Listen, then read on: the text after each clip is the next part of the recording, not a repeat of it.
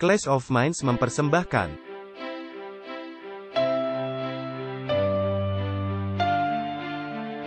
Walter Veith, Martin Smith, Martin Luther, tahun 1517. Konsili Trent, tahun 1545. Luka Parah, tahun 1798. Kebangunan Besar Rohani, tahun 1844. Ensiklikal Rerum Novarum, tahun 1891. Konsili Vatikan II, tahun 1962. Paus Francis, tahun 2013. Ensiklikal Laudato Si Perawatan Rumah Kita Bersama, tahun 2015. Pandemi COVID-19, tahun 2019. Pemilihan Presiden Amerika Serikat, tahun 2020. Perang Rusia melawan Ukraina, tahun 2022. WhatsApp Prof 154, apakah kesamaan kebangunan Asbury, Rick Warren dan Putin? Selamat datang kembali dalam episode lain WhatsApp Prof. Halo Walter. Hai Martin. Anda baik-baik saja? Iya, saya rasa begitu. Kita mesti membahas topik ini, dan menahan emosi kita. Itu dia, dan dengan segala sesuatu yang terjadi akhir-akhir ini. Kita harus menjaga emosi kita tetap terkendali, karena jika kita melihat berita dan melihat apa yang terjadi di sekitar kita, kita dapat terseret ke dalamnya. Marilah kita mendoakannya. Bapa kami di surga, terima kasih untuk memberi kami kesempatan satu kali lagi. Tuhan, ketika kami mendiskusikan hal-hal ini, kami memohon kiranya Engkau mencerahkan pikiran kami dengan Roh Kudus-Mu, sehingga kami bisa memahaminya. Dan menyerap hal yang kami pelajari dari Engkau. Di dalam nama Yesus kami sudah berdoa. Amin. Martin, apakah Alkitab berbicara mengenai waktu seperti yang belum pernah terjadi sebelumnya? Dan saya pikir, benarlah kita sedang hidup pada masa yang belum pernah terjadi sebelumnya. Ini begitu buruk, tidak ada orang yang berharap berada dalam kondisi seburuk ini. Suatu keadaan yang benar-benar murtad dan jahat. Memang suatu keadaan yang jahat, tetapi ada rencana. Ada suatu strategi hebat di belakang rencana jahat ini. Karena hal ini akan membungkus semua orang ke dalam lingkaran kesalahan. Dan masalahnya adalah, ini bukan kesalahan yang terbuka.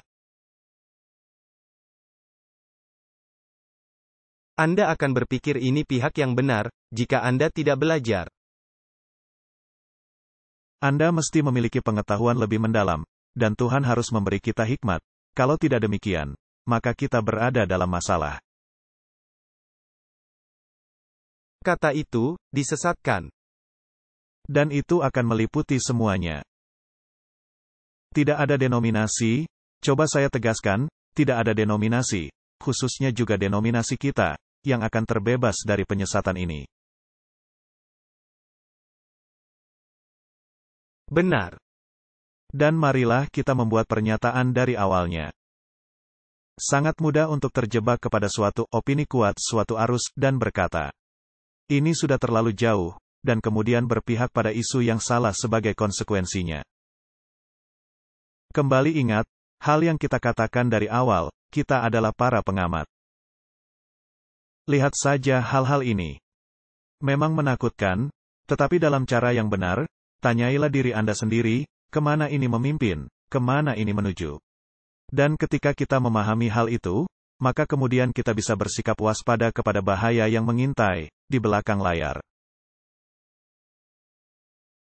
Dan kita harus berdoa. Kita harus berdoa. Hal yang baru saja Anda katakan, itu sangat penting buat semua orang.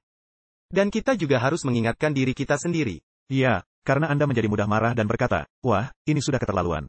Anda ingin mulai membahas berbagai hal. Dan kami sempat berbincang tentang Musa, dia pasti memiliki stamina yang cukup untuk menjalani semua permasalahan. Dia menghadapi apa yang harus dia hadapi. Jadi kita akan membicarakan mengenai kebangunan rohani sejati dan yang palsu. Tetapi juga ada ancaman, suatu ancaman yang ada di belakangnya. Suatu ancaman, katakan saja, ancaman yang bisa membuat orang marah. Menjadi marah mengenai sesuatu dan akibatnya, memilih bandul yang sudah berayun terlalu jauh. Jadi, salah satu yang benar-benar membuat marah umat manusia adalah topik kebangunan, kesadaran. Dan ini begitu pandai, dilakukan di sekolah-sekolah, sehingga berpengaruh kepada anak-anak. Dan bagaimana secara diam-diam mereka memberitahu anak-anak, sesungguhnya mereka adalah transgender, yang mencoba memanipulasi mereka ke arah tertentu. Dan tentu saja, para orang tua yang menyadari hal ini, bisa menjadi sangat marah. Dan sebagai akibatnya, berpihak pada isu yang secara moral terlihat benar, tetapi yang sesungguhnya memimpin kepada kematian. Dan seperti yang tadi Anda katakan di awal, ini menembus berbagai denominasi, dan bahkan kepercayaan. Dan keseluruhan LGBTQ dan sekarang adanya intersex, dan saya masih menantikan keseluruhan abjad untuk masuk ke dalamnya, tetapi itulah yang ada sekarang. Keseluruhan LGBTQ dan seterusnya terlibat dalam hal ini. Sama seperti pada zaman Alkitabiah. Tidak ada hal baru di bawah matahari. Dan jenis permasalahan ini, memimpin kepada tindakan balas dendam dahsyat di masa lalu. Ambil contoh kisah suku Benyamin. Keseluruhan suku Benyamin disapu bersih, dan hanya menyisakan 600 orang laki-laki. Sebagai akibat dari cara berpikir seperti ini. Ini sungguh mengerikan, benar. Ya. Dan dunia sedang menuju kepada bencana dahsyat. Jadi, mari kita melihat semuanya. Martin, Anda melakukan hal bagus dalam menyatukan semua video ini. Kita peringatkan pemirsa, beberapa video ini bisa sedikit mengganggu. Tetapi kita telah membuang bagian paling buruk dan tidak menampilkannya, karena terlalu menjijikkan, sehingga kami telah memotong sebagian besar hal yang terburuk. Dan hal yang mengejutkan, video ini ditayangkan di televisi nasional. Itu semua adalah televisi nasional.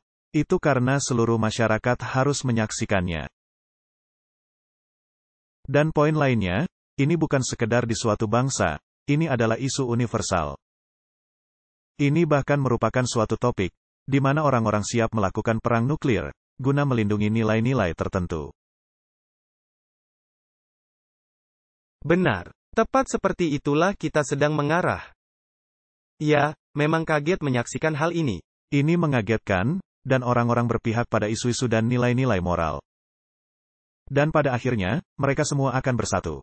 Dan saya pikir, kita mulai melihat titik awal, bagaimana nantinya itu akan terlaksana. Strategi yang brilian, kita akui bahwa setan adalah seorang ahli strategi yang brilian. Untungnya dia merupakan ahli strategi nomor 2 di alam semesta. Nah, untungnya kita memiliki firman yang pasti, yang mengatakan ini memang akan terjadi. Baiklah, mari kita lihat. Di sini ada artikel tanggal 1 Maret dan ini terjadi di Australia. Dan pelawak ini, yang kelihatan sangat transgender, membuat beberapa pernyataan mengagetkan di televisi nasional, yang memang dirancang untuk membuat kaget. Ada yang suka, tetapi ada juga yang merasa muak. Nah, kita tidak akan memuat segala yang dia katakan. Di sini ada komedian di satu sisi, dan ada orang lain yang nampaknya tidak terlalu senang kepada hal yang terjadi. Para pemirsa menuntut permintaan maaf, setelah seorang komedian membuat lelucon kasar mengenai Yesus di panel televisi nasional. Kita tidak akan mengulangi lelucon itu, karena terlalu menjijikkan. Tetapi kita akan melihat hal lain yang dikatakannya. Komedian, Ruben Kaye, menerima kecaman keras, setelah membuat lelucon kasar mengenai Yesus di panel televisi. Jadi, kita tidak memuat lelucon itu, karena menjijikkan, yang mengenai Yesus dipakukan ke kayu salib. Kaye yang terkenal dengan selera humornya yang tidak pasaran, mengejutkan para penonton di Australia dengan sebuah lelucon yang kasar. Mengenai anak Allah, yang jelas bukan hal tertawaan. Jadi, jika Anda menjadi penggemar orang besar di loteng, ini ditulis dalam huruf besar, bukankah ini bersifat menghujat, Martin?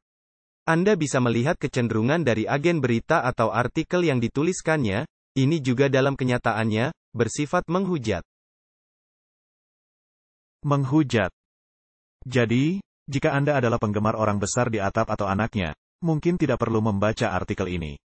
Martin, ini adalah cara menjijikkan ketika berbicara mengenai Allah Bapa dan Allah Anak, benar.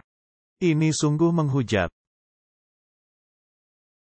Keseluruhan pemikiran, mengapa kita menunjukkan hal ini, adalah untuk menunjukkan memang adanya rencana, untuk membuat jijik orang-orang tertentu. Benar, ini memang sengaja dilakukan. Sengaja dilakukan, orang-orang Kristen harus bersatu. Mereka harus gusar, mereka harus menjadi sangat marah. Sehingga semestinya mereka bereaksi seperti orang-orang Muslim bereaksi, jika mengatakan hal-hal yang seperti ini mengenai Muhammad. Jadi, ada rencana di belakangnya, itulah sebabnya kita membicarakannya. Dan seperti yang Anda katakan di awal, kita harus berhati-hati, jangan tertarik kepada hal seperti ini. Iya, kita mesti menjadi pengamat saja. Apa rencana di belakang semua ini? Bukan hal yang dikatakan. Katakan saja, Yesus sendiri tidak bangkit dari pembunuhan brutal ini. Ali kelihatan merasa malu, dan Haris tertawa meledak. Dua sisi Martin.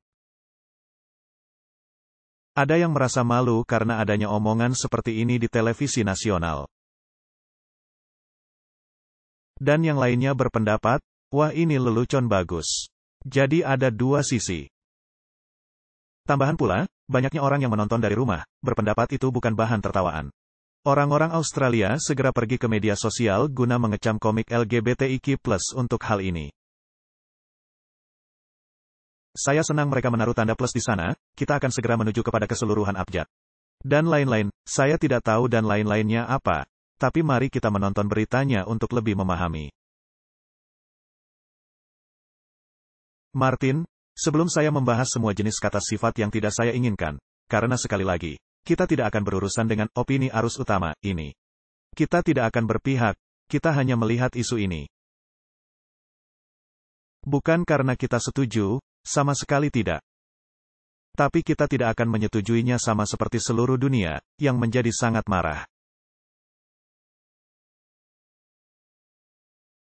Kita hanya melihat dan mengamati kemana ini akan menuju. Saya hanya menaruh cuplikan singkat, agar Anda bisa melihat hal yang terjadi, sedangkan bagian di mana dia membuat lelucon, kami sudah potong. Anda sudah potong, bagus, kita tidak ingin menjadi mual oleh selera humornya yang menjijikkan. Karena orang-orang transgender, LGBTQI+ sudah ada sebelum pemikiran mengenai Allah ada. Kita ada dalam dunia hewan. Jadi merupakan hal yang sangat lucu, saat seseorang kirim pesan kepada saya dan berkata, Anda mesti menerima kasih Yesus, kalau tidak Anda akan dibakar di neraka. Kita berhenti sampai di situ. Dia berkata, dia penggemar Yesus. Ya. Tetapi dalam cara yang sangat menyimpang atau vulgar. Baiklah, nah, mengapa dunia melihat cara berpikir yang tidak sehat ini? Terus terang saja, Martin, dunia melihat kepada cara berpikir yang tidak sehat ini, entah mereka memeluknya atau untuk dibuat mual. Dan untuk dibuat menjadi sangat mual, sehingga mereka akan benar-benar menjadi marah. Akan ada reaksi bandul yang berayun, dan ketika hal itu terjadi, itu akan menjadi sangat dahsyat. Itu akan menjadi peristiwa terakhir di bumi ini. Dan nanti kita akan melihat, bangsa-bangsa sedang berpihak. Itu dia, Anda akan segera melihat, ini bukan sekedar lembaga keagamaan, ini akan meluas kepada pemerintahan. Benar, dan hal yang menarik Martin, Alkitab memberitahu kita, siapa yang akan memimpin hal ini. Binatang kedua dari kitab Wahyu yang akan memimpin. Nah, jika Anda melihat binatang kedua dari kitab Wahyu, yaitu Protestan di Amerika Serikat, pemimpin di seluruh dunia. Dan Anda melihat hal yang sedang terjadi di sana, maka Anda bisa menjadi ngeri, dan saya bisa memakai sejumlah kata sifat untuk menggambarkannya. Anda bahkan tidak bisa melihat, bahwa negara ini akan keluar dari hal ini dan menghantam bandul ke arah lainnya, tetapi ini pasti akan terjadi. Dan ketika ini terjadi, bangsa-bangsa lain, yang sudah siap bahkan untuk perang nuklir guna melindungi nilai-nilai mereka, akan bergabung bersama-sama. Negara Amerika Serikat yang akan memimpin. Dan terjadi, hanya ketika Bandul telah berayun. Benar, ketika negara ini sudah siap. Ketika sudah siap, mari kita melihat, ke arah mana hal ini menuju. Di sini ada sebuah artikel dari situs Mail Online. Aksi protes massal di sekolah menengah atas New Hampshire yang melarang toilet dan ruang ganti. Di antara deretan kamar mandi yang terpisah berdasarkan jenis kelamin, bukan identitas gender. Mereka begitu memutarbalikkan kenyataan, sehingga untuk memadukan gender, mereka mempermasalahkan toilet, dan hal ini tentu saja menyebabkan kegemparan. Jadi laki-laki tidak lagi laki-laki, perempuan tidak lagi perempuan, kemana ini mengarah? Maka ada orang yang bertanya, apa yang mesti kita lakukan? Kita mesti menghentikan hal ini. Ini menjadi di luar akal sehat. Ini menjadi di luar akal sehat. Jadi protes dimulai di hari Jumat, dan berlangsung selama 45 menit, dengan lebih dari 150 siswa pergi meninggalkan SMA Milford dan SMP Milford dalam penentangan kepada aturan baru toilet. Demonstrasi hari Jumat itu, terjadi setelah debat panjang oleh Dewan Pendidikan. Mengenai apakah memisahkan toilet sekolah dan ruang loker berdasarkan jenis kelamin semenjak lahir atau oleh identitas gender. Bahkan Dewan Sekolah bisa menyediakan kesempatan berdebat untuk membahas topik seperti ini, menunjukkan adanya penyelewengan cara berpikir. Ini sungguh konyol. Dapatkah Anda membayangkannya 20 tahun silam? Tidak ada logika dalam hal ini. Jadi sekarang, Dewan Sekolah dalam rapat-rapat membahas, apakah perlu satu laki-laki di satu toilet, dan satu perempuan di toilet lainnya. Ataukah kita akan, poinnya adalah, dari hal utama ke hal-hal remeh. Ini pasti akan semakin memburuk. Ya, saya tidak tahu di mana mereka bisa menjadi lebih baik. Mungkin bisa, entahlah. Jadi, koran Boston Globe melaporkan banyaknya siswa laki-laki yang menyatakan kekhawatiran mereka. Peraturan yang lebih ketat dapat menyebabkan kemacetan di kamar mandi dan mengurangi waktu di dalam kelas. Ini dikatakan oleh siswa transgender berusia 16 tahun, Nico Romeri, dalam pertemuan Dewan Sekolah pada tanggal 6 Februari dan mendesak untuk menolak pelarangan itu. Bahkan sekarang laki-laki transgender mengatakan, berlakukan saja aturan yang sebelumnya. Dia menyatakan keprihatinannya bahwa kebijakan itu bisa memiliki dampak negatif bagi kesehatan mental para siswa distrik LGBTQ. Di sini mereka menghilangkan I dan plus. Dia mengatakan, dia dan para siswa transgender lainnya, ingin diperlakukan dengan perlakuan yang sama seperti para siswa SMA berdasarkan jenis kelaminnya sejak lahir. Sekarang Anda mesti menerangkan apa itu cisgender? Trans itu lawan, dan cis adalah sama. Jadi jika Anda cisgender, maka Anda adalah apa adanya. Apakah saya apa adanya? Apakah saya seperti kelahiran saya, ataukah saya seperti yang saya pikirkan? Anda adalah seperti yang dilahirkan. Baiklah. Jadi itu identitas diri saya seperti kelahiran saya. Anda diidentifikasi sebagai seorang laki-laki, Martin. Apa salahnya? Anda dilahirkan sebagai apa? Sebagai laki-laki. Oh, saya merasa sangat kasihan padamu, Martin. Jadi mari kita lihat bagaimana orang-orang ini berdebat. Saya jelaskan sedikit, mereka sedang berdebat mengenai mengangkat seorang pemimpin di sekolah.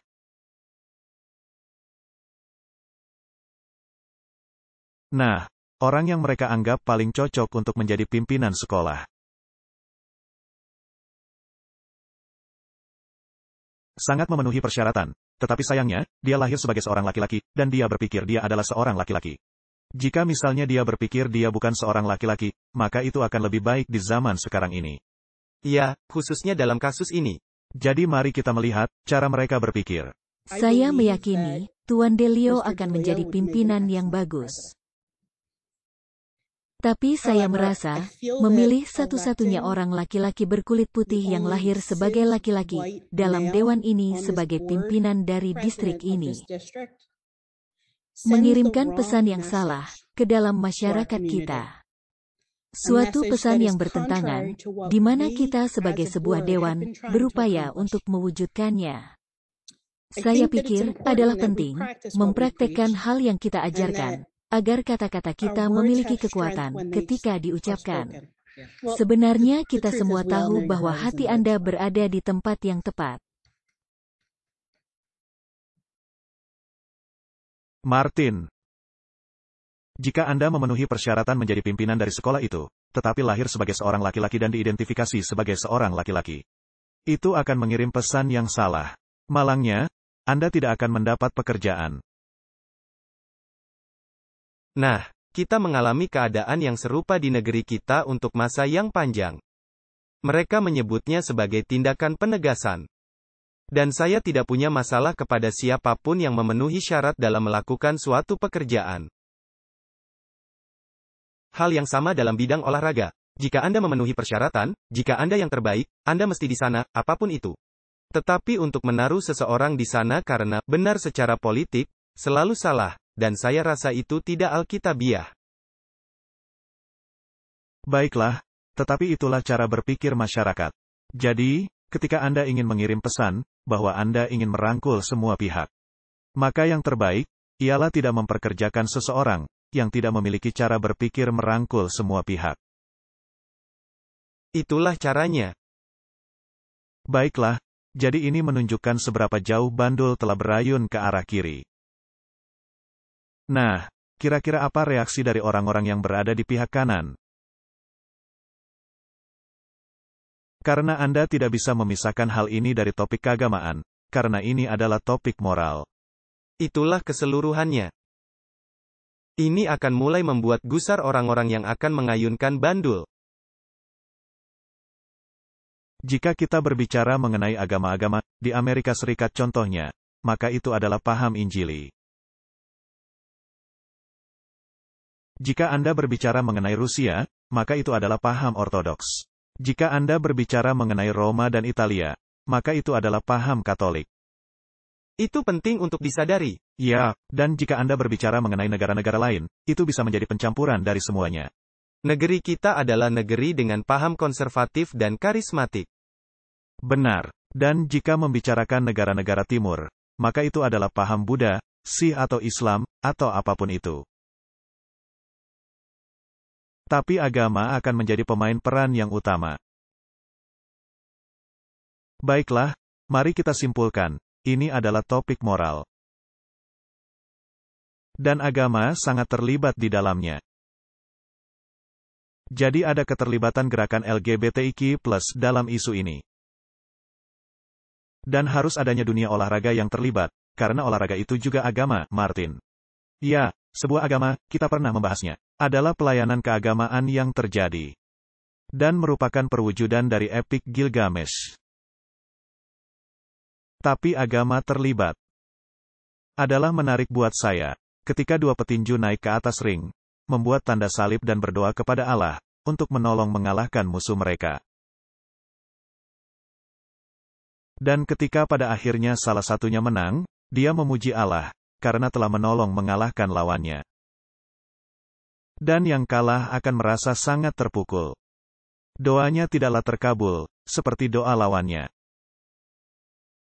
Hal yang sama, terjadi dalam olahraga. Jika ada pertandingan Super Bowl, atau apapun itu, orang-orang akan berdoa, supaya mereka bisa menjadi pemenang, dan lawannya menjadi pihak yang kalah. Saya pernah mendapat pertanyaan dari seorang muda. Mereka menanyakan bagaimana dengan talenta yang diberikan Allah. Bukankah Allah menghendaki Anda memakai talenta itu guna memuliakan Dia? Dan itu membuat saya merenung, dan masalahnya adalah, dalam pandangan siapa, talenta itu? Ya. Karena ada talenta yang Allah tidak kehendaki, Anda memilikinya. Jadi siapa bilang, jika Anda bagus dalam suatu hal, bahwa itu memang talenta yang diberikan Allah? Untuk tujuan khusus itu, Anda bisa memiliki talenta untuk hal lainnya. Jadi, Anda harus memahami apa yang Alkitab katakan untuk melihat apakah itu sesuai dengan apa yang Tuhan ingin Anda lakukan. Jika Anda melihat hal-hal yang ditunjukkan dalam film, misalnya, orang-orang yang mengalami masalah mental, atau orang-orang cacat, dalam suatu pertandingan. Lalu ada yang jatuh, dan semua orang berlari dan mengangkat yang jatuh itu, dan semuanya berhasil masuk garis finish. Lalu orang-orang bersorak-sorai meriah, karena peristiwa itu suatu pertanda hal baik. Tetapi hal itu, Anda tidak bisa menemukannya di ajang Super Bowl, karena harus adanya tim yang menang, benar. Jika saya bisa menyimpulkan dari hal yang Anda katakan, bisa jadi di area tertentu, cara melakukannya akan menentukan apakah itu untuk Tuhan atau melawan Dia.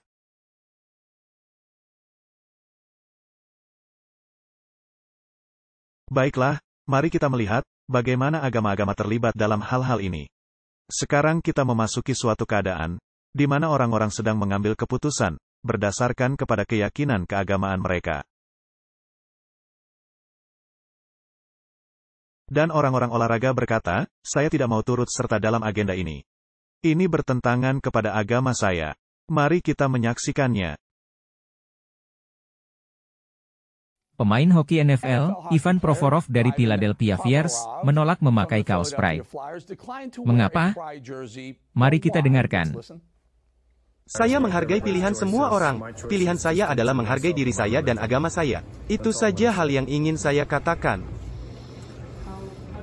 Saya tidak akan berkomentar tentang hal itu. Jika Anda memiliki pertanyaan tentang hoki, saya akan menjawabnya. Kedengarannya cukup masuk akal bukan? Tapi kelompok radikal yang sadar akan hal ini sangat marah. Ini tidak bagus, olahraga hoki adalah untuk semua orang, titik. Kecuali jika Anda tidak setuju dengan hak-hak gay, bukan ungkapan yang tepat. Entah Anda setuju atau tidak.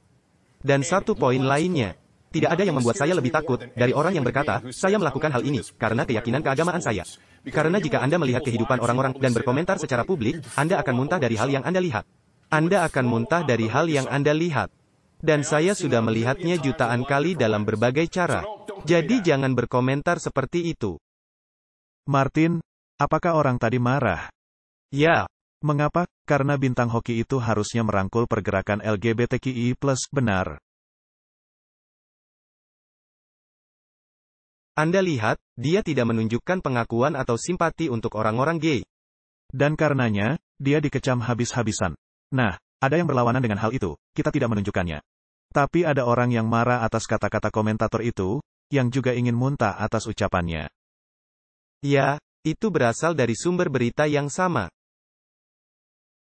Jadi ada dua kelompok, yang sama-sama ingin muntah. Satu kelompok berkata, jika Anda tidak turut serta, saya ingin muntah. Dan kelompok lainnya berkata, jika Anda turut serta, saya ingin muntah. Jadi, ada dua kelompok. Dan yang saling bertentangan langsung. Dan di pihak mana yang ada unsur keagamaan? Di pihak kanan, pihak konservatif. Bandul berayun. Ingat, kita pernah menayangkan doa yang dilakukan di TV berita. Sekarang saya bertanya-tanya apa yang dilakukan oleh orang yang mengatakan bahwa dia ingin muntah, tentang doa itu? Jadi ini saling bertentangan satu sama lain. Baiklah, tapi ada sedikit pencampuran di sana, karena setan memiliki wilayah abu-abu. Setan bisa membuat orang yang benar-benar liberal, yang dimasukkan ke dalam pihak keagamaan. Dan tadi baru saja kita lihat. Saya ingin mengomentari hal yang baru Anda katakan, setan memiliki wilayah abu-abu. Tetapi Allah tidak memiliki wilayah abu-abu. Kita mengatakan hal itu di pembahasan Mahanaim. Benar. Orang-orang mesti ingat, hanya ada hitam atau putih di hadapan Allah. Tetapi ada wilayah abu-abu dengan setan. Ada wilayah abu-abu dengan setan. Baiklah, mari sekarang kita lebih meneliti mengenai gereja-gereja. Di sini ada artikel dari situs The Guardian. Gereja Inggris sedang mempertimbangkan memakai peristilahan gender netral bagi Allah. Gereja Inggris sedang mempertimbangkan apakah akan berhenti merujuk kepada Allah, sebagai Dia laki-laki. Setelah para imam diizinkan untuk memakai gender netral. Jadi Rev. Dr. Michael Ipgrave, uskup dari Lichfield dan wakil ketua dari Komisi Liturgi yang bertanggung jawab untuk hal ini, mengatakan, gereja telah meneliti pemakaian bahasa gender, yang berkaitan dengan Allah, selama beberapa tahun. Tidaklah jelas, apa yang akan menggantikan istilah Bapa Kami di dalam doa Bapa Kami. Doa utama orang-orang Kristen, yang dikatakan Yesus kepada para pengikutnya. Untuk diucapkan secara bersama-sama, dari satu generasi ke generasi selanjutnya. Hanya untuk mengatakan bahwa hal tersebut menimbulkan keraguan akan kebenaran apakah Yesus benar-benar melakukannya atau tidak. Saya membenci bahasa seperti ini, tetapi saya tidak ingin bertengkar karena ini. Karena saya sedang mengamati, kemana ini akan menuju. Apakah ini terjadi dalam gereja-gereja? Ya, tentu saja. Di setiap gereja, kita tunjukkan berkali-kali. Gereja-gereja di Eropa, entah di Jerman, atau dimanapun. Mereka ingin menghadirkan Alkitab yang netral gender. Para pengecam konservatif telah sangat mengecam kemungkinan perubahan itu, dengan Rev. Dr. Ian Paul yang memberitahu Telegraph. Itu berarti akan merupakan hal meninggalkan doktrin gereja itu sendiri. Kenyataan bahwa Allah disebut Bapa, tidak bisa digantikan dengan Ibu, tanpa merubah artinya. Juga tidak dapat dinetralkan secara gender ke orang tua, tanpa kehilangan artinya. Apakah ada dua pendapat? Lagi-lagi, dua pendapat yang saling berlawanan. Dua pendapat yang bertentangan langsung. Dan bandul akan berayun dari pihak liberal ke pihak konservatif. Karena orang-orang pemikir, merasa ngeri kepada hal yang sedang terjadi. Bangsa-bangsa akan menjadi ngeri melihat peristiwa yang sedang terjadi. Bangsa-bangsa bersiap untuk perang nuklir, daripada menerima perubahan ini. Jika Anda merenungkan dan memakainya seperti yang kita selalu sebutkan. Raja Utara yang melawan Raja Selatan. Jika ini terjadi dalam bentuk spiritual. Karena jika ini literal, Anda tidak bisa menerapkan hal ini. Anda tidak akan mengetahui hal yang sedang terjadi. Paham sekuler dari Raja Selatan. Jadi sejak tahun 1798, paham sekulerisme, Raja Selatan telah berperang melawannya, dan sekarang bandul akan segera berayun. Dan hal menarik, seperti yang dikatakan Alkitab ketika Raja Utara pada akhirnya mengambil alih. Pihak militer juga terlibat, karena dia datang dengan kuda, dan kereta perang, dan segala sesuatunya. Bahkan dengan kekuatan militer. Martin, ini sungguh penggenapan indah dari nubuatan. Mari kita amati ke arah mana ini akan menuju. Sekarang kita melihat unsur bangsa-bangsa. Mari kita melihat hal yang dikatakan Putin. Dan tentunya dia berbicara dalam bahasa Rusia, maka Anda mesti membaca apa yang dikatakannya. Dan Putin mulai dengan berkata, mereka terus-menerus berbohong, menyelewengkan kenyataan sejarah, tidak berhenti menyerang budaya kita. Hal apa yang Putin khawatirkan? Mari kita menyaksikannya.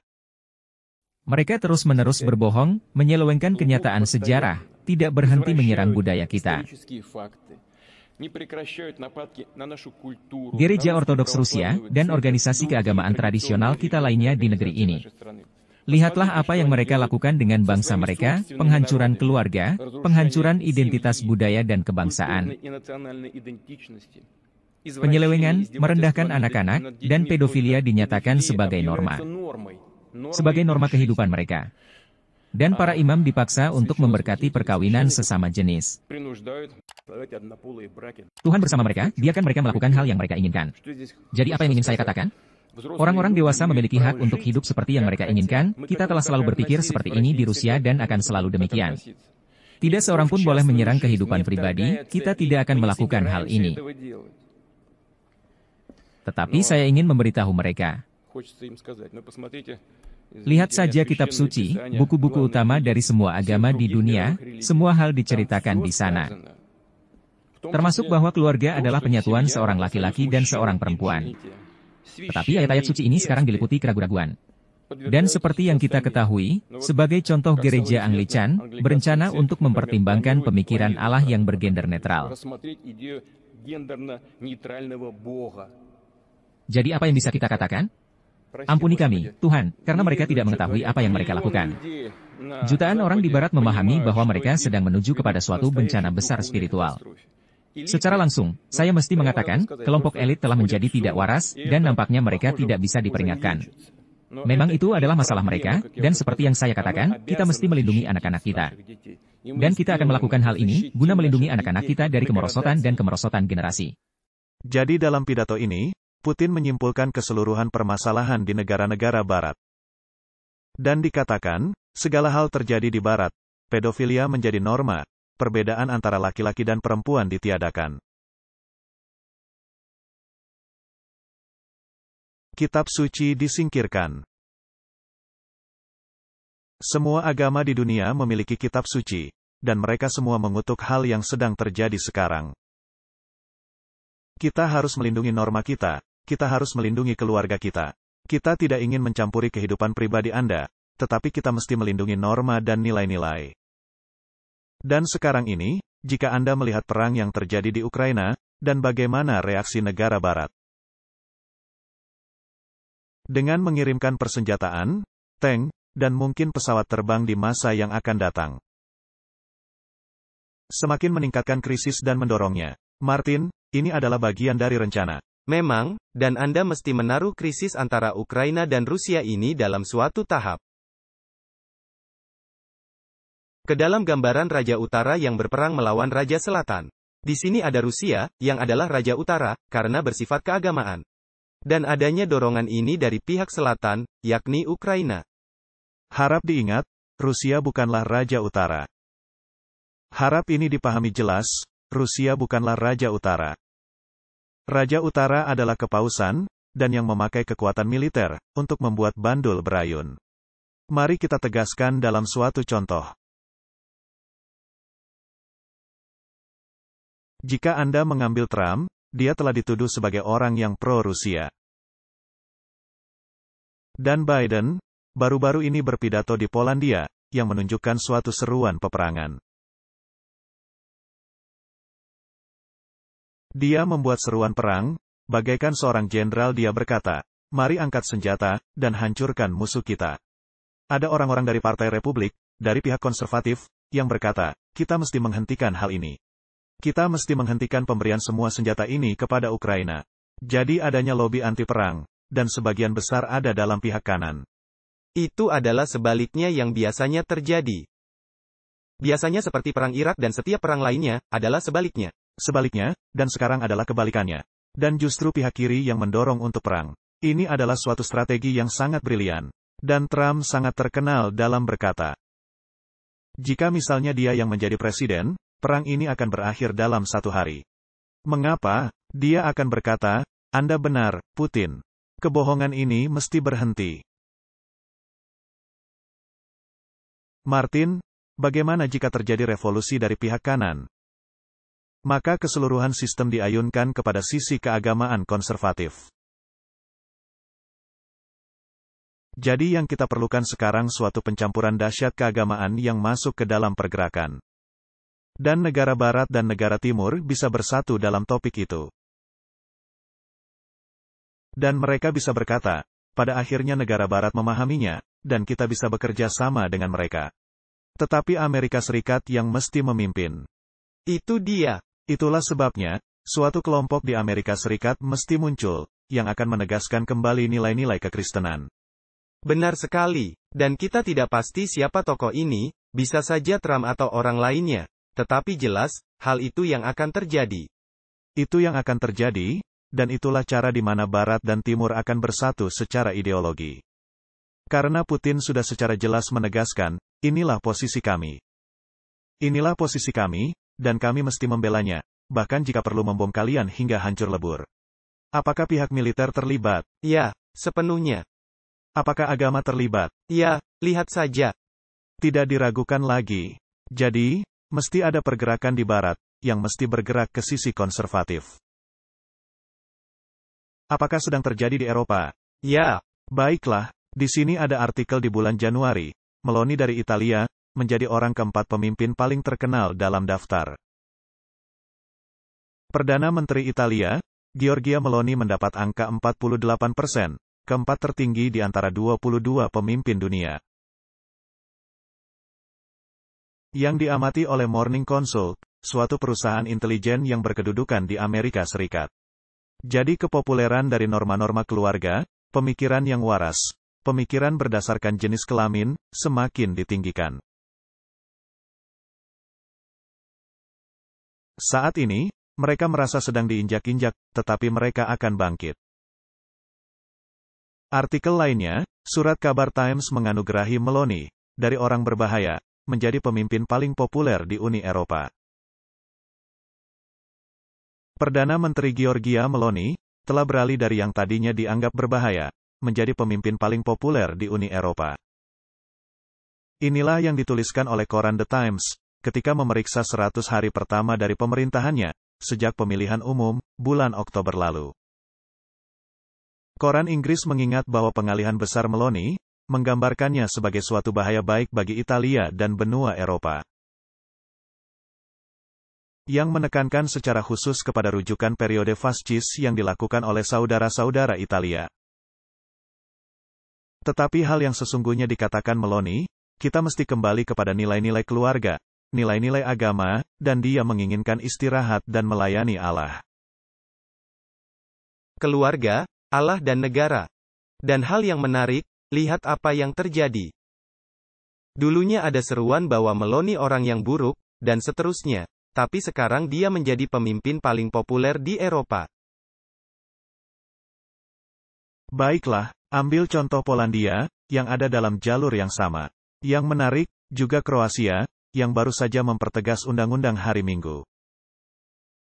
Tepat sekali. Dan aliansi Hari Minggu Eropa, itu juga semakin menguat di seluruh negara-negara Eropa. Bandul sedang berayun, Martin. Bagaimana dengan Macron? Dia nampaknya mengalami masalah. Tetapi ingat, dia hanya memainkan peran, karena dia dilatih oleh Jesuit. Mereka semua hanya aktor. Nah, jika kita kembali ke tahun 2008, di mana orang yang disebut Bapak, dalam pergerakan keagamaan di Amerika Serikat, Rick Warren, membuat suatu ramalan. Nah, ramalan itu sangat alkitabiah, karena itu yang akan terjadi, menurut Alkitab. Nah, di tahun 2008, nampaknya hal itu tidak mungkin, dan sekarang ini, bahkan nampak semakin tidak mungkin. Tetapi di belakang panggung, ini sangat mungkin terjadi. Dari hal yang sudah kita tunjukkan, karena semua hal-hal ini tidak populer dalam kabar berita. Jika Anda tidak mengadakan penelitian dari semua slide yang baru-baru ini kita tunjukkan, ini sangat tersamar. Anda mesti melihatnya dari kacamata nubuatan, kalau tidak Anda tidak akan memahaminya. Dan ketika secara tiba-tiba semua hal ini terjadi, maka kita hanya pasrah saja. Orang-orang akan dimanipulasi untuk berpikir ke arah tertentu. Mari kita saksikan hal yang dikatakan Rick Warren, di tahun 2008. Kita memahami bahwa masa depan dunia bukanlah dalam paham sekularisme. Akan merupakan pluralisme keagamaan. Mungkin Anda tidak menyukainya, tetapi Anda mesti menghadapinya. Dunia akan semakin bersifat keagamaan, dan bukannya berkurang. Mitos ketika pendidikan meningkat dan agama menurun, itu hanya mitos belaka. Itu berdampak bukan hanya kepada jutaan orang, melainkan miliaran orang. Penyakit-penyakit pandemi, kemiskinan yang berat, buta huruf, korupsi, pemanasan global, kehampaan spiritual. Kita tidak bisa memecahkan masalah-masalah ini tanpa melibatkan kepercayaan orang-orang dan lembaga keagamaan. Anda tidak berbicara mengenai perkembangan masyarakat, tanpa membicarakan mengenai gereja, masjid, kuil dan sinagog. Anda tidak bisa hanya membicarakannya, karena mereka adalah masyarakat. Jadi tantangan saya bagi kalian ialah, tidak bisakah kita semua saling selaras? Tidak bisakah kita bekerja bersama-sama? Saya tidak perlu membagikan motivasi Anda. Dan Anda juga tidak perlu membagikan motivasi saya, bagi kita untuk memecahkan masalah seperti kemiskinan, penyakit, buta huruf, dan hal-hal semacam itu. Terus terang saja, saya tidak peduli mengapa Anda berbuat baik, selama Anda berbuat baik. Martin, dalam peristiwa apa, dia tadi berbicara, apa latar belakangnya? World Economic Forum. Itu dia, apakah mereka terlibat? Sungguh luar biasa, pada masa-masa itu, kita sesungguhnya tidak memperhatikan. Saya yakin semua orang akan memperhatikan di mana hal ini terjadi sekarang. Nah, World Economic Forum, apakah mereka merupakan bagian dari kepausan? Ya. Rick Warren, apakah dia merupakan bagian dari kepausan? Ada banyak video, di mana Rick Warren memuji Paus Francis dan Gereja Katolik. Apakah Rick Warren kembali terlibat sekarang ini, dalam kebangunan rohani lainnya, yang sedang terjadi di Amerika Serikat? Tepat sekali. Dan di sini, Rick Warren mempromosikan semua kepercayaan. Ini sama seperti Raja Charles, yang menjadi pembela kepercayaan. Dan seperti yang dikatakannya, dalam wawancara tadi, Islam, Buddha, dan agama apapun itu, harus turut serta. Jadi ini merupakan pergerakan oikumene, yang belum pernah ada sebelumnya, dan sekarang ini ada di setiap gereja-gereja. Termasuk beberapa yang semestinya tidak masuk, telah menjadi bagiannya. Dan Pangeran Charles ingin menjadi pembela kepercayaan, dan bukan pembela kepercayaan Kristen. Mari kita lihat apa yang dia lakukan pada penobatannya. Jadi, seluruh pergerakan keagamaan ini terlibat. Dunia Protestan Amerika Serikat, dunia Injili, yang akan memimpin, tetapi itu akan sangat dimanipulasi.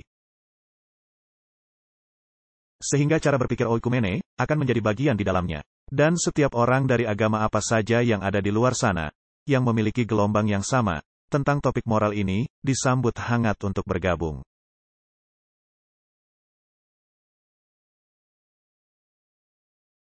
Bahkan Partai Demokrat akan disambut hangat, selama dia memegang landasan moral ini, tidak peduli agama apapun yang dipeluknya. Tepat sekali. Nah, hal yang baru saya katakan, Martin, ini bukan dugaan, melainkan kenyataan. Dan di sini ada kasus menarik, yang akan kita bicarakan, yakni wali kota New York. Nah, New York adalah sebuah kota yang sangat liberal. Dan sekarang ini, mereka sedang bergerak ke arah keagamaan. Tetapi bukan dalam pengertian paham Injili konservatif, melainkan segala sesuatu dijadikan agama, tapi adalah topik moral.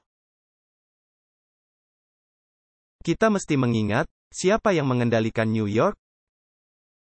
Bukan orang-orang Republik, melainkan orang-orang Demokrat, jadi menarik, hal yang sedang terjadi. Di sini ada juru bicara yang akan memperkenalkan wali kota, dan nanti wali kota akan berpidato sendiri. Mari kita saksikan pidatonya.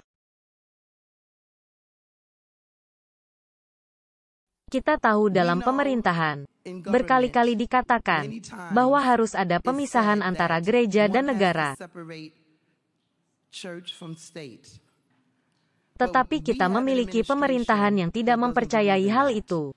Kita memiliki seorang wali kota, yang akan kita dengarkan sebentar lagi, yang jelas merupakan salah satu pilihan. Dia meyakini hal mendasar kepercayaan yang masyarakat bisa lakukan secara bermitra dengan pemerintahan. Dia mengetahui semua prakarsa besar sepanjang sejarah rumit dari negara Amerika Serikat. Jika Anda melihat kembali ke masalah-masalah sejarah kita, dan kebaikan yang dihasilkannya dalam sejarah di negeri kita, telah senantiasa didorong oleh prakarsa berlandaskan iman. Sang Pencipta telah berkali-kali meninggalkan saya, berkali-kali mengabaikan saya. Tetapi dia tidak meninggalkan saya.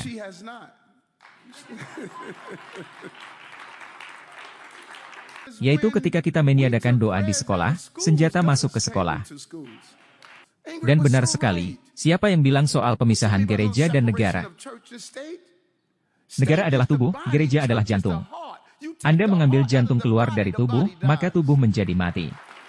Saya tidak bisa memisahkan kepercayaan saya, karena saya seorang pejabat yang dipilih. Ketika saya berjalan, maka saya berjalan bersama Allah. Ketika saya berbicara bersama Allah. Ketika saya menerapkan kebijakan, saya menerapkannya dengan pendekatan seperti Tuhan. Itulah saya.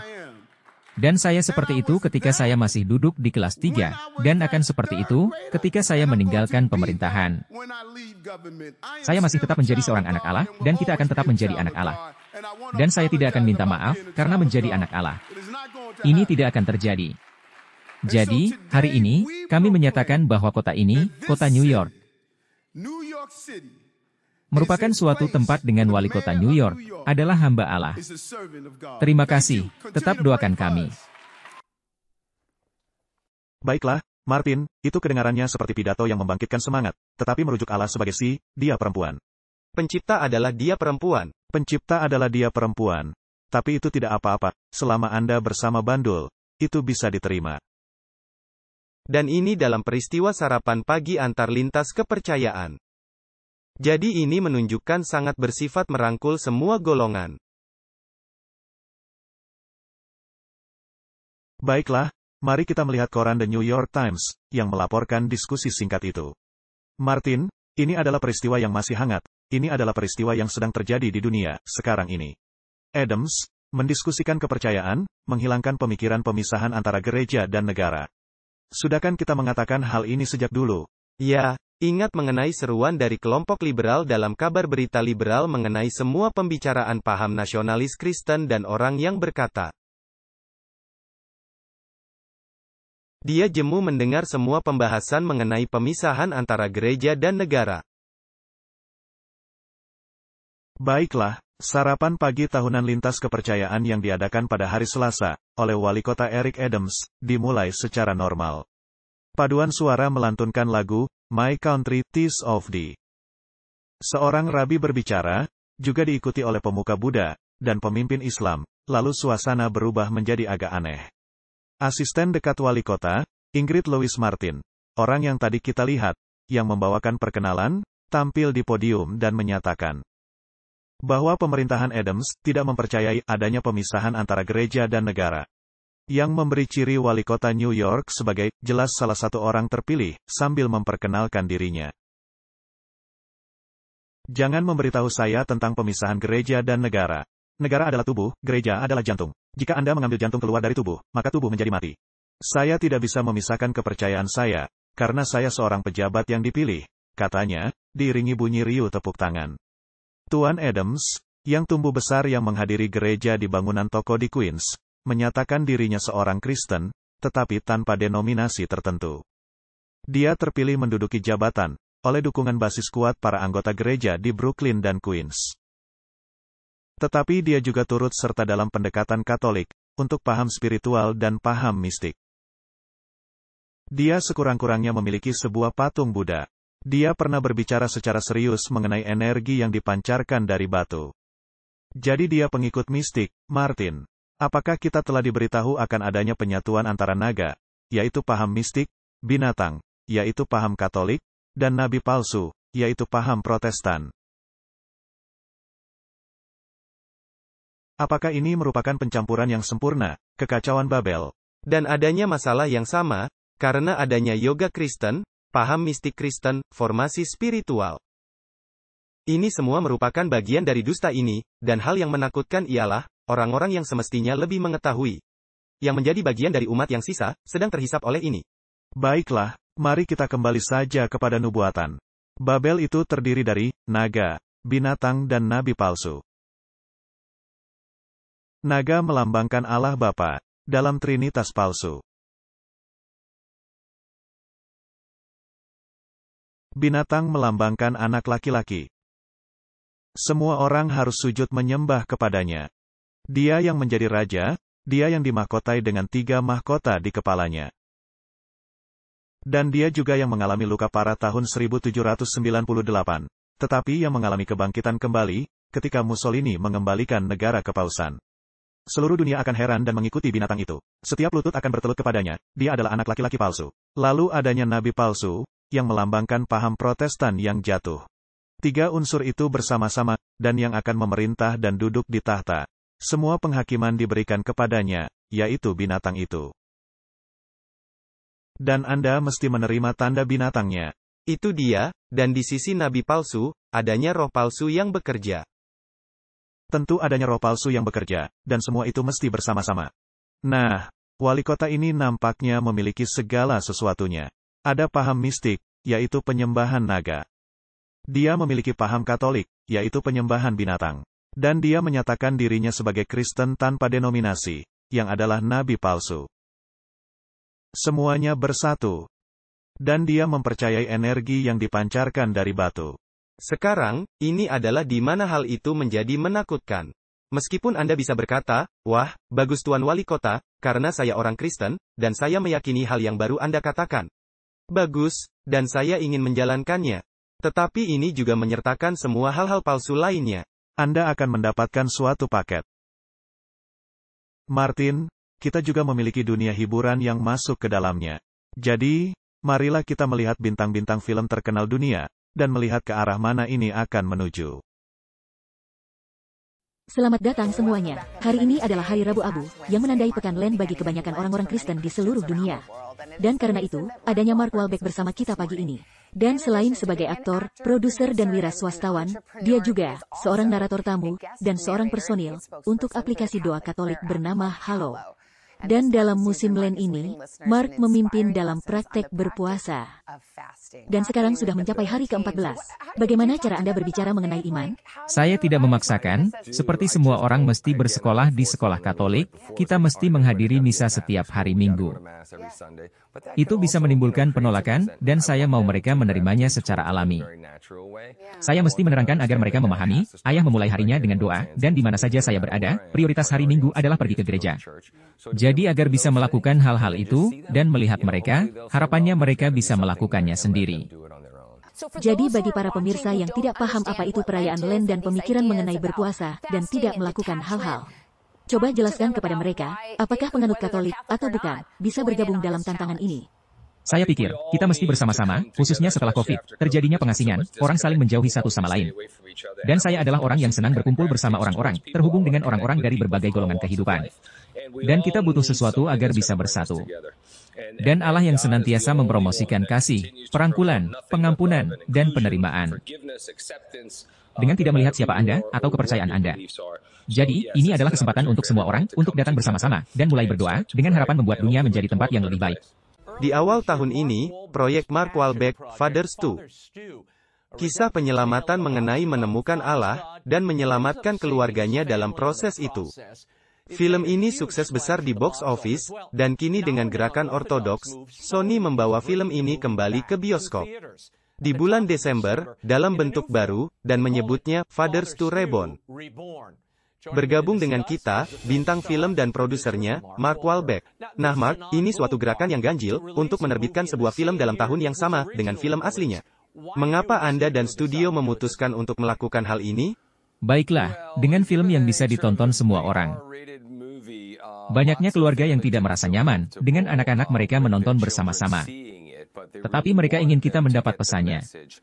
Karena uskup pemimpin Thomas, dari Nevada, yang ditahbiskan sebagai Father STU, dan Helen dari Montana, datang kepada saya dan berkata, Mark, saya sungguh memahami bahasanya, tapi akan merupakan dosa dan celah, jika orang-orang muda tidak menonton film ini.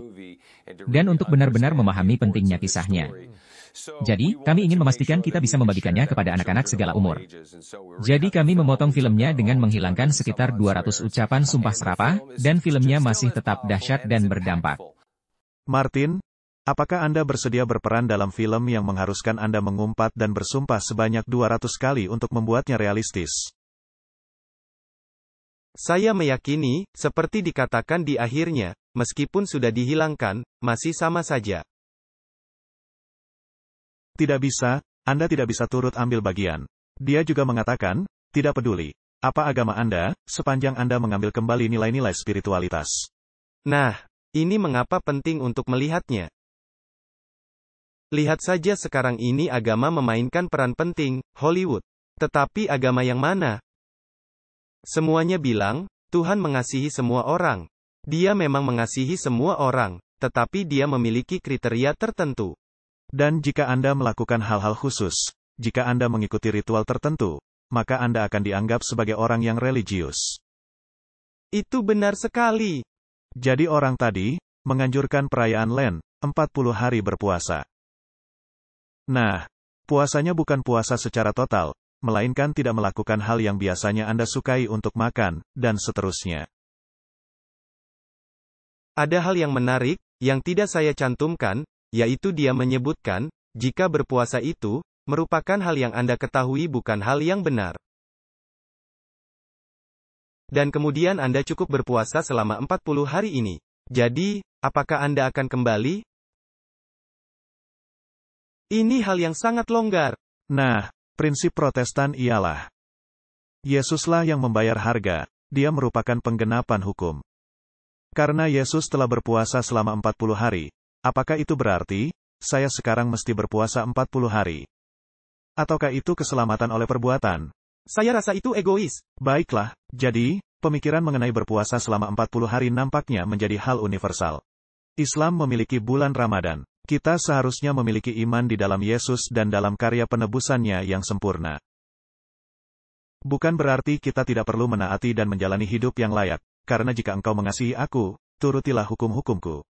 Tapi ini adalah hal-hal yang berdasarkan perbuatan, yang menciptakan kesan bahwa Anda bersifat religius. Hal menarik, orang tadi muncul dengan tanda salib rabu-abu di dahinya. Dia membuat pernyataan. Dan dia bagian dari teater Jesuit, yaitu Hollywood.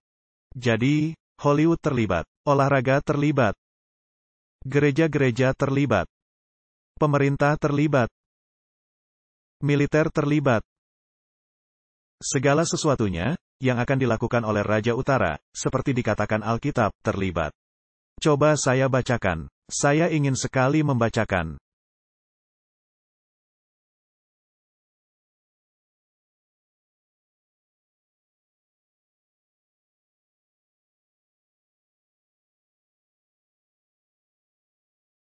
Mari kita membuka Daniel pasal 11 ayat 40.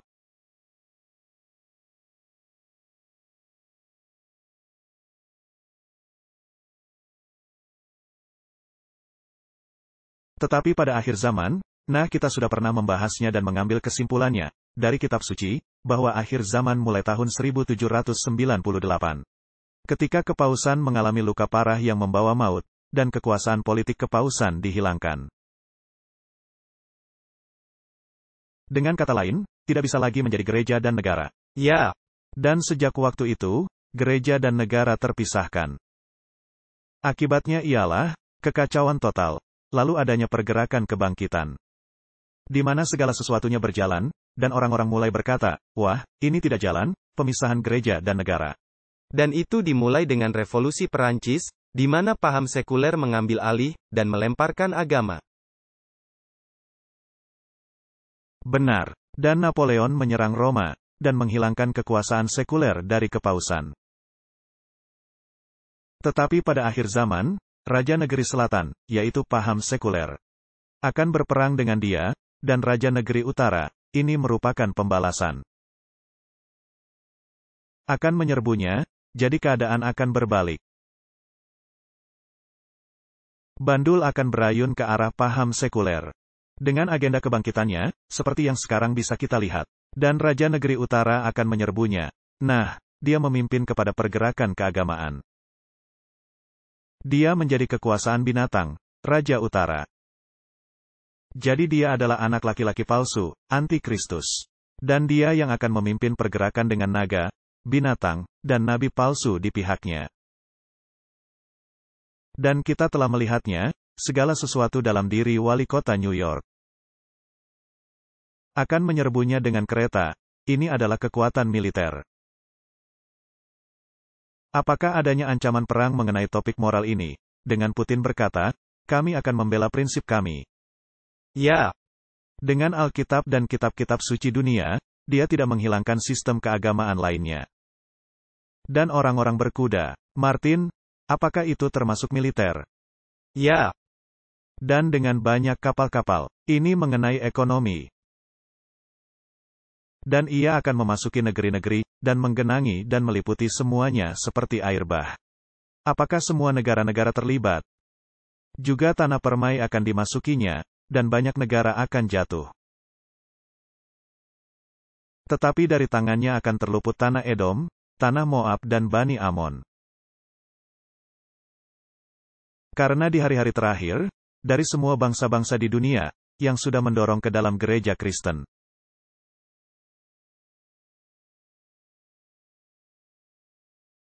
Dan Allah memiliki umat-umatnya yang masih ada di Babel. Ya, jadi ini adalah bagian yang bersifat keagamaan. Dan orang-orang mesti memperhatikan dan memahami, apa itu penyesatan, apa itu kebenaran. Dan sekali mereka memahami, mereka akan berkata, kami tidak bisa turut dalam pergerakan ini. Karena ini adalah pergerakan palsu, dan kami mesti keluar. Sekarang mari kita melihat, ke arah mana ini akan menuju, karena semakin menarik. Jadi marilah kita melihat kebangunan rohani besar, karena kita tidak bisa mendapat pergerakan populer, tanpa kebangunan rohani besar-besaran. Jadi semua hal ini, yang baru kita lihat, sesungguhnya memimpin kepada hal ini.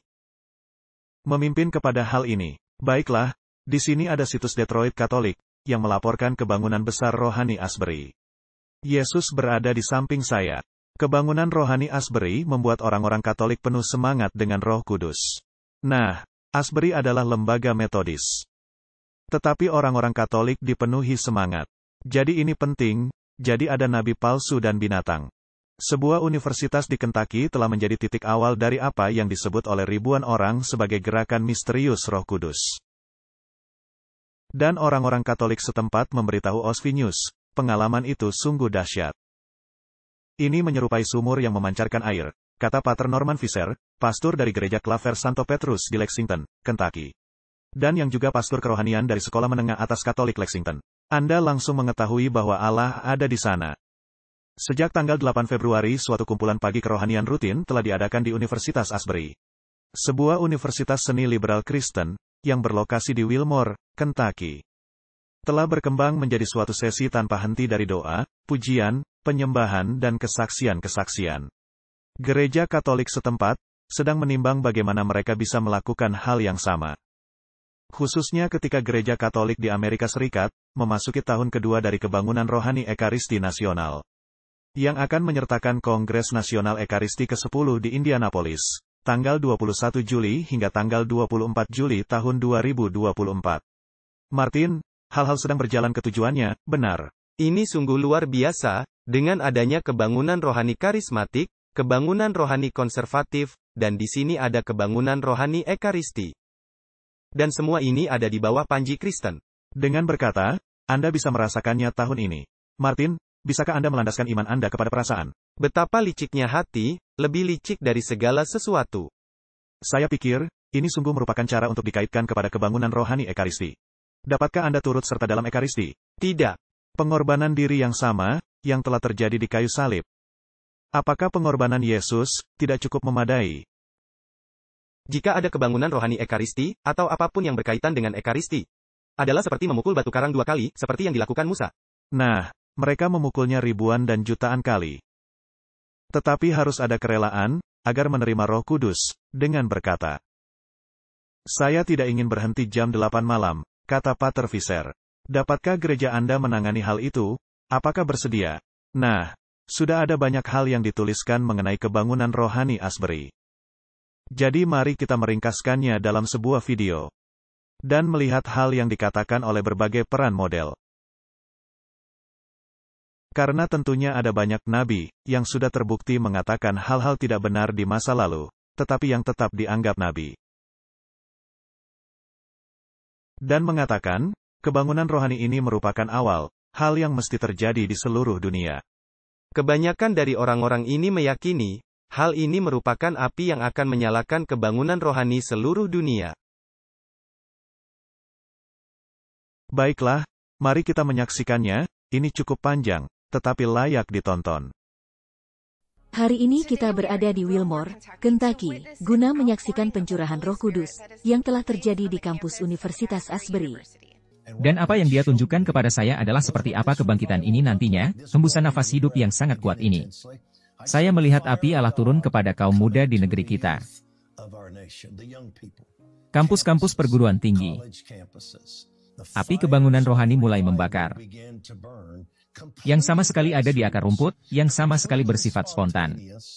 Tidak ada pemimpinnya, tidak dikendalikan oleh siapapun, tidak direncanakan oleh siapapun.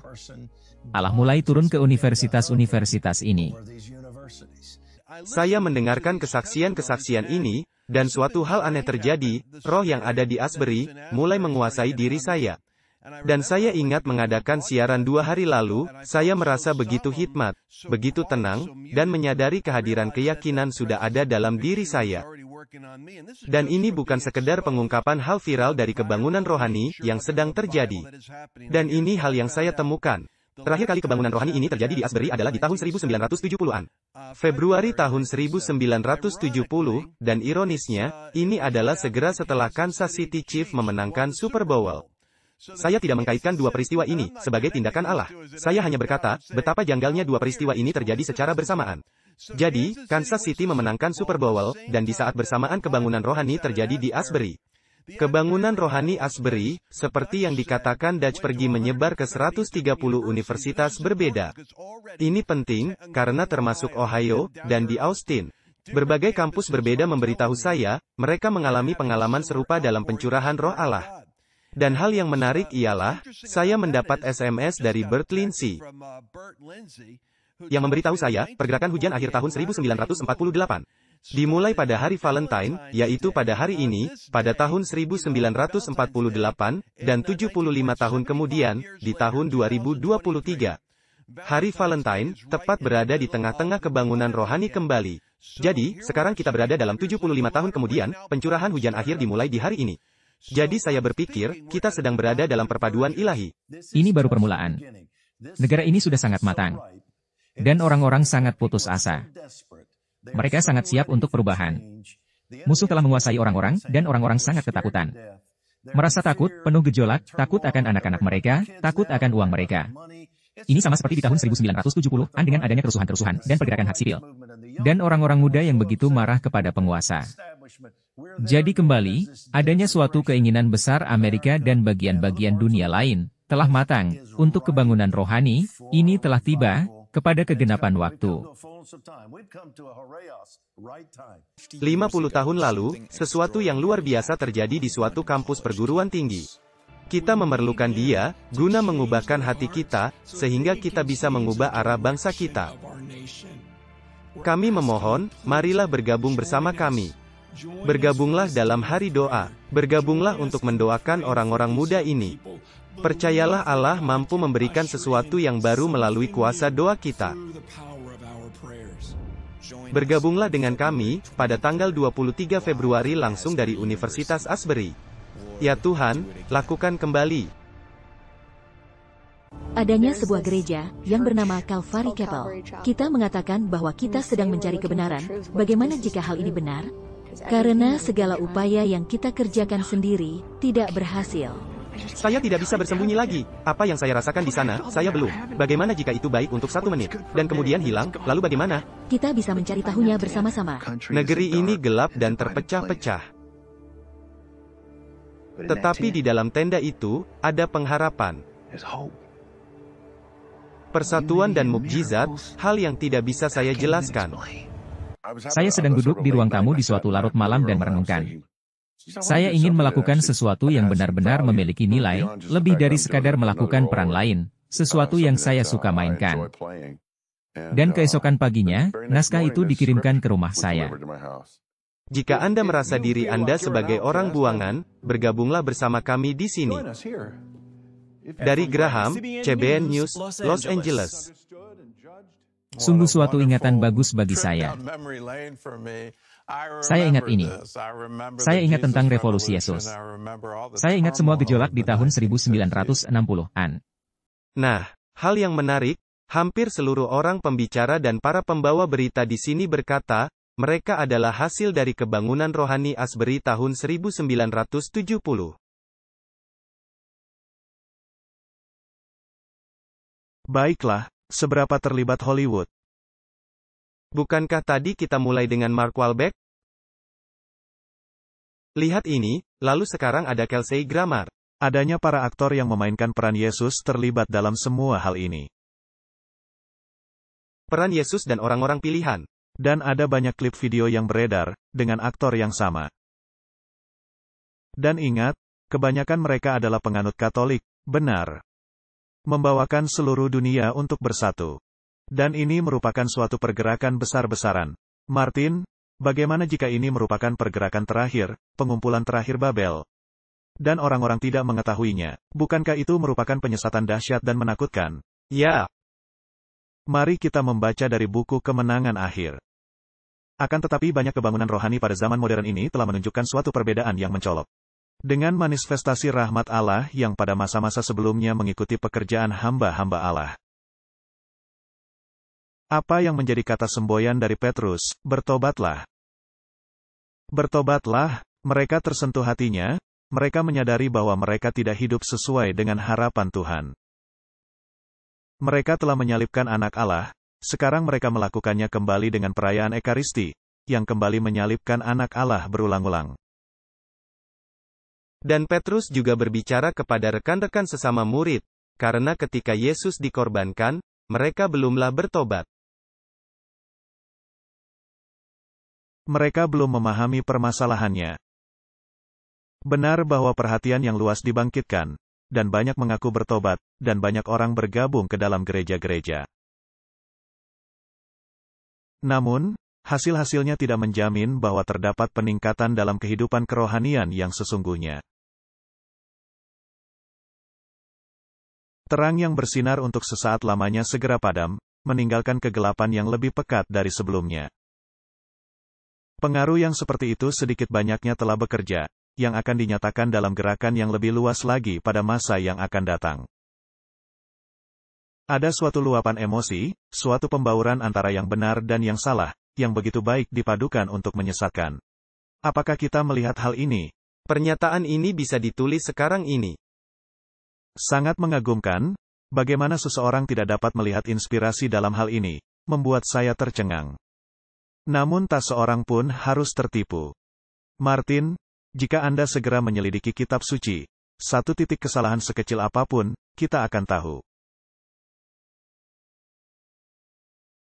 Nah, dengan kebangunan rohani Asbury, bagaimana dengan keterlibatan pergerakan LGBTQI+. Sangat terlibat. Sesungguhnya ada video yang menunjukkan hal yang memulainya. Iya, dan ini bersifat kerohanian, karena mencakup segala hal, kesalahan ditambah kebenaran, paham Katolik ditambah paham Protestan, ditambah paham mistik, segalanya tercakup. Sejauh Anda memiliki perasaan, sejauh Anda memiliki roh. Martin, firman seharusnya menjadi norma. Benar. Tidak ada standar lainnya. Roh tidak di atas firman. Karena demikianlah, semua hal ini menjadi masalah bagi Anda. Mari kita baca apa yang dia katakan lebih lanjut. Dalam terang firman Allah, tidak sulit untuk menentukan sifat gerakan-gerakan ini. Jadi apa yang terjadi? Firman mesti disingkirkan, dan roh yang mengambil alih. Jadi perasaan yang berperan, bukannya demikianlah firman Tuhan. Anda berasal dari pergerakan itu, Anda ada dalam pergerakan itu. Di mana saja manusia melalaikan kesaksian Alkitab, dan berpaling dari kebenaran yang jelas dan sederhana serta yang menguji jiwa, yang memerlukan penyangkalan diri dan meninggalkan hal-hal duniawi. Kita boleh merasa pasti bahwa berkat-berkat Allah tidak diberikan di sana. Dan dengan peraturan yang telah diberikan Kristus sendiri, dari buahnya lah kamu mengenal mereka. Sudah jelas bahwa gerakan-gerakan itu bukan pekerjaan roh Allah. Peribadatan dengan suara hingar-bingar. Hal yang Anda gambarkan, telah terjadi di Indiana. Tuhan telah menunjukkan kepada saya, akan terjadi sesaat sebelum penutupan pintu kasihan. Kapan, Martin? Sesaat sebelum hari itu. Semua perkara kasar akan ditunjukkan. Akan adanya teriakan dengan suara drum, musik dan tarian. Pikiran waras dari manusia, akan begitu dibingungkan, sehingga tidak bisa dipercaya dalam membuat keputusan yang benar. Dan mereka menyebutnya sebagai pergerakan Roh Kudus. Nah, kita tidak menunjukkan semua video mengenai kesaksian, di mana orang-orang memberikan kesaksian yang penuh emosional. Dan pergerakan LGBT ikut, dan semuanya ikut. Dosa dan hal tanpa dosa, semuanya ikut dalam pencampuran. Dan harap diingat, adanya orang-orang yang terbang dari Selandia Baru, dari seluruh dunia, guna menghadiri. Dan tidak peduli kepercayaan apa yang Anda ikuti, dan jenis gender yang ada pada diri Anda. Anda akan menerima roh ini. Jadi apakah roh itu dari Allah? Bukan. Roh Kudus tidak pernah menyatakan dirinya dalam metode semacam itu, dalam suara hingar-bingar semacam itu. Ini adalah penemuan setan untuk menutupi metode kelicikannya, dan membuat tidak ada dampaknya. Kebenaran yang murni, sejati, meninggikan, menguduskan untuk masa ini. Lebih baik tidak beribadat kepada Allah dengan dicampuri musik. Daripada memakai peralatan musik untuk beribadat, di mana bulan Januari lalu dinyatakan kepada saya, yang akan dibawa masuk ke dalam pertemuan kemah kita. Kebenaran untuk masa sekarang, tidak memerlukan hal semacam ini, guna menobatkan jiwa-jiwa. Lonceng peringatan, apakah kita dalam denominasi kita terkena kepada pengaruh yang sama?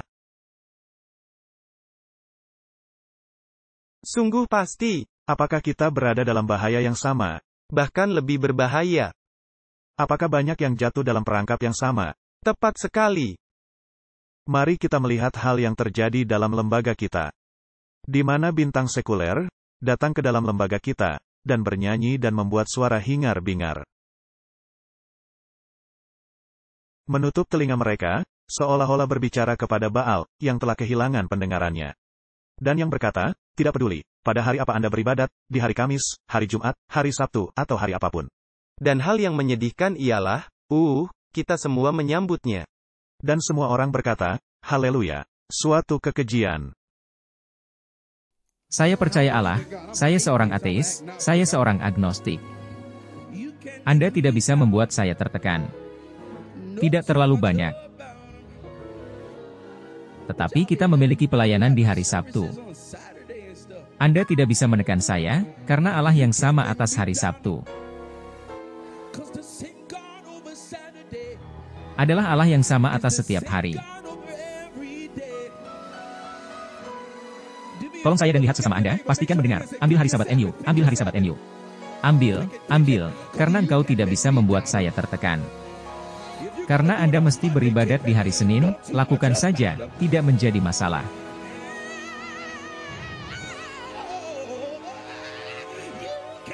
Anda tidak bisa membuat saya tertekan, itu tidak menjadi masalah.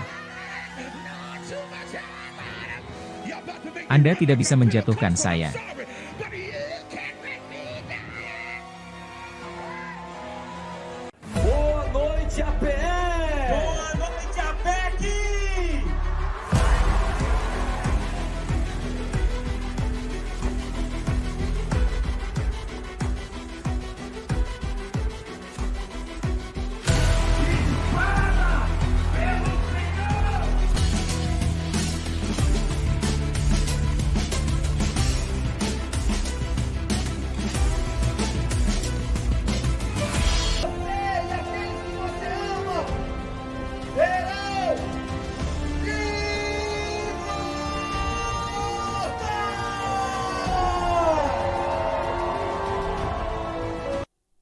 Martin, apakah kita ada dalam bahaya yang sama? Kita seharusnya mengetahui dengan lebih baik. Ini adalah keadaan yang sangat menyedihkan. Saya telah menceritakan kisah ini berkali-kali, mungkin ini cocok. Saya sedang berada di salah satu gereja besar kita di negara Amerika Serikat. Dan saya diminta untuk berbicara, dan gembala jemaat tidak terlalu senang saya untuk berbicara. Tetapi kaum muda telah mengundang saya agar berbicara. Dan pendeta kaum muda itu muncul di panggung, dengan memakai satu anting, di satu telinga. Kancing kemeja terbuka hingga di sini, dengan gitar elektrik tergantung di lehernya. Dan saya berpikir, wah, saya ada di mana? Ini adalah sebuah gereja Advent di negara Amerika Serikat, suatu gereja besar dengan pendeta-pendeta terkenal. Dan mereka memberi saya waktu 10 menit. Maka saya menceritakan kisah saya. Dan kemudian saya berhenti dan berkata, maaf, saya tidak bisa lanjut, karena hanya diberi waktu 10 menit. Maka para mahasiswa menjadi gusar dan mendesak saya berbicara lebih panjang. Saya bilang, tidak bisa. Pendeta bilang, saya tidak bisa berbicara lebih panjang, mendesak agar saya tidak berbicara lebih panjang. Maka mereka membuat suara-suara sangat berisik, di mana akhirnya, pendeta mengabulkan, dan saya berbicara selama 1,5 jam. Anda hanya baru saja membuat pendahuluan dalam 10 menit. Kadangkala, Tuhan memiliki perasaan humor. Dan tentunya adanya banyak drum yang digelar di panggung, dan lain-lain. Dan salah satu mahasiswa menanyai saya secara publik di depan orang banyak, bagaimana pendapat Anda mengenai semua peralatan musik ini? Saya sudah pernah menceritakan hal ini, mungkin Anda sudah pernah mendengarnya. Dan saya berkata, wah, saya sangat senang melihatnya. Dan lanjut dengan ceramah saya, mereka sangat terpana. Lalu sekitar 15 menit kemudian, saya berkata, mungkin Anda terheran-heran, mengapa saya berkata, saya sangat senang melihatnya. Saya sangat senang melihatnya, karena tulisan Roh Nubuat berkata, sesaat sebelum penutupan pintu kasihan. Peralatan drum akan masuk ke dalam gereja-gereja Advent. Karenanya saya sangat senang melihatnya, karena itu berarti kita akan segera pulang ke sorga. Itu dia. Nah, sesungguhnya tadi kita sudah membaca kutipan sebelum video. Apakah kita sudah tiba di titik itu? Kita sudah tiba di titik itu, sekarang bahkan lebih buruk. Jadi, umat-umat Allah, harap bangun kepada hukum dan kesaksian. Mereka yang menuruti hukum-hukum Allah dan memegang kesaksian, Anda memiliki kebenaran, mengapa Anda mengabaikannya, harap bangun. Dan jika saya boleh menambahkan, kita semestinya berdiri terpisah. Jangan terlihat seperti dunia. Dan jangan naik ke gerobak arus. Jadilah pengamat, tapi jadilah pengamat dari prinsip-prinsip yang benar. Suara hingar-bingar mengejutkan indera, dan menyelewengkan hal yang jika dilakukan dengan benar, bisa menjadi berkat. Nah, penyanyi bintang tadi berlari-lari di panggung, dan membungkuk, seperti ayam yang baru kehilangan kepalanya, dan berteriak. Bukankah itu suara hingar-bingar? Dan apa yang menjadi pekabarannya, tidak menjadi masalah. Apakah Anda beribadat di hari Sabtu, atau hari lainnya? Berbicara menentang langsung kepada firman Allah, dan orang-orang dalam gereja Advent, mengeluh-elukannya. Dan itu terjadi di dalam gereja Advent, di mana Anda memberitakan Allah mengasingkan hari ketujuh, yaitu hari Sabtu. Nah, jambore yang mereka adakan, apakah ada bedanya dengan yang di Asbury? Tidak, kita telah menunjukkannya di Eropa, ini sungguh menyedihkan. Kita melakukan hal ini bukan untuk menghantam gereja, melainkan menghimbau, hai jemaat mulailah bangun. Mulailah bangun. Nah, di negara Jerman, ini sudah berlangsung selama bertahun-tahun. Bahkan ada kompetisi, band mana yang bisa berteriak paling kencang dan memberikan pujian buat mereka, bukan dari gereja. Tapi itu adalah kepemimpinan yang jatuh yang ada dalam gereja. Allah memiliki jemaat di dalam gereja, dan akan ada pengguncangan. Jadi diharapkan orang-orang ini akan membuat keputusan yang benar. Dan hati mereka berbalik kepada bapak-bapak. Dan kembali kepada hukum, kalau tidak mereka akan meninggalkan gereja. Dan akan bergabung dengan Asbury dan kebangunan rohani lainnya. Dan mereka tidak lagi menjadi bagian dari umat yang sisa. Ya, dan banyak orang yang menjadi bagian dari kebangunan rohani itu, akan mulai bangun, dan mengambil alih posisi Anda. Mereka akan mengambil alih posisi Anda. Kuasa dari agen-agen setan dicampur dengan suara-suara berisik untuk mengadakan karnaval, dan ini disebut sebagai Roh Kudus yang bekerja. Ketika pertemuan kemah berakhir, hal baik yang semestinya bisa didapat oleh penyajian kebenaran kudus, tidak terlaksana. Orang-orang yang turut serta dalam hal yang disebut sebagai kebangunan, menerima kesan yang menyesatkan mereka. Mereka tidak lagi bisa menceritakan hal yang sebelumnya mereka ketahui, mengenai prinsip-prinsip Alkitab. Tidak boleh ada dorongan bagi peribadatan semacam ini.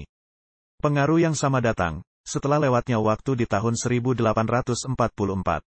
Penyajian jenis yang sama ditampilkan. Orang-orang dipenuhi semangat, yang dikerjakan oleh kuasa yang dianggap berasal dari Allah. Meskipun terjadi secara meluas kemerosotan iman dan kesalehan, ada para pengikut Kristus sejati, dalam gereja-gereja ini. Mari kita lebih menegaskan poin ini. Dalam kebangunan rohani itu, saya tidak meragukan, ada banyak orang-orang Kristen dengan hati yang tulus. Tetapi ketika mereka diperhadapkan kepada firman Allah, mereka mesti lebih memilih firman Allah daripada perasaan mereka. Dan ketika mereka melakukan hal itu, dengan menghidupkan terang yang mereka miliki, Allah akan memanggil mereka keluar, dan akan menggantikan posisi dari orang-orang yang ada di dalam denominasi kita, yang menolak untuk menerima terang yang mereka miliki selama bertahun-tahun. Benar, dan hal lainnya, siapa yang akan membawakan kebenaran ini bagi mereka? Adalah merupakan tanggung jawab kita, pemirsa kita, dan semua orang yang mendengar pekabaran ini. Kita yang bertanggung jawab, kita harus membawakan pekabaran ini buat mereka. Sebelum dicurahkannya penghakiman Allah yang terakhir bagi bumi, akan terjadi di antara umat-umat Allah, suatu kebangunan rohani dengan kesalehan zaman dulu yang belum pernah disaksikan sejak zaman rasul-rasul. Itulah sebabnya, adalah sangat penting bagi kita melihat unsur-unsur spiritual. Kita tidak bisa hanya melihat hal ini. Kita mesti melihat unsur spiritual dan hal yang terjadi di sini. Maka kemudian, Anda akan membedakan mana kebangunan rohani sejati dan yang palsu. Roh dan kuasa Allah akan dicurahkan kepada anak-anaknya. Pada masa itu, akan banyak yang memisahkan diri mereka dari gereja-gereja itu, di mana kasih akan dunia ini telah menggantikan kasih kepada Allah dan firman Allah. Hanya dengan melihat kepada pencampuran kepada hal yang terlihat jelas sebagai dosa dalam Alkitab, dan diterima sebagai norma dalam pergerakan ini. Harusnya membuat orang berpikir. Banyak orang, baik dari kalangan pelayan-pelayan Tuhan dan orang awam akan dengan senang hati menerima kebenaran besar yang Allah telah izinkan agar dikumandangkan pada masa ini, guna menyiapkan suatu umat, bagi kedatangan Tuhan kedua kali. Musuh jiwa-jiwa akan berupaya menghambat pekerjaan ini. Dan sebelum waktunya untuk pergerakan itu tiba, dia akan berupaya untuk mencegahnya dengan memperkenalkan suatu tiruan. Apakah musuh sedang melakukannya? Inilah hal yang semestinya kita sadari, dunia sedang merasuki gereja kita. Kita mesti membentengi diri kita. Kita mesti membela hal yang benar. Tepat sekali, pemalsuannya sedang berjalan, tepat saat kita bicara, sibuk berjalan. Akan terlihat seolah-olah berkat khusus Allah dicurahkan. Akan ada pernyataan suatu ketertarikan keagamaan yang besar. Banyak orang akan meninggikan bahwa Allah sedang bekerja secara ajaib bagi mereka. Ketika sebenarnya pekerjaan itu berasal dari roh lain di bawah topeng keagamaan. Setan akan berupaya memperluas pengaruhnya dalam dunia kekristenan, dan juga dalam denominasi ini. Martin, kiranya Allah menolong kita, untuk bangun dan melihat zaman di mana kita sedang hidup. Dan kiranya umat-umat Allah mengingat dari mana asal mereka. Ingatlah akan tiang-tiang iman kita. Ingatlah pekabaran-pekabaran yang telah kita berikan. Jangan turut ambil bagian dalam hal ini, melainkan memperingatkan mereka terhadap tanda binatang. Memperingatkan terhadap sistem peribadatan palsu ini. Pekabaran 3 malaikat adalah mengenai penyembahan. Sembahlah Dia yang telah menciptakan. Bukan menyembah Dia yang memiliki agenda perangkulan, yang memasukkan dosa dan kebenaran dalam paket yang sama. Ini tidak bisa. Kiranya umat-umat Allah terjaga. Marilah kita berdoa. Bapa kami di surga, kami sedang hidup di penghujung waktu. Dan dengan segera, akan terjadi suatu kebangunan kerohanian besar-besaran di seluruh dunia, yang memimpin orang-orang menuju kepada kebinasaan. Kemudian akan terjadi pengguncangan, dan pencurahan dari Roh Kudus yang sejati. Dengan suara yang nyaring, mengumumkan. Pergilah kamu, hai umat-umatku, supaya kamu jangan mengambil bagian dalam dosa-dosanya. Tolonglah kami, agar turut ambil bagian dalam kebangunan rohani yang sejati. Di dalam nama Yesus, kami sudah berdoa. Amin. Diproduksi oleh Clash of Minds.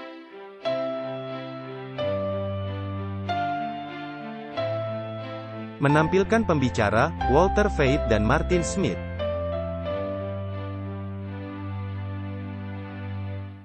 Ucapan terima kasih yang tulus untuk dorongan semangat, doa-doa dan sumbangan finansial melimpah. Untuk detail kontak.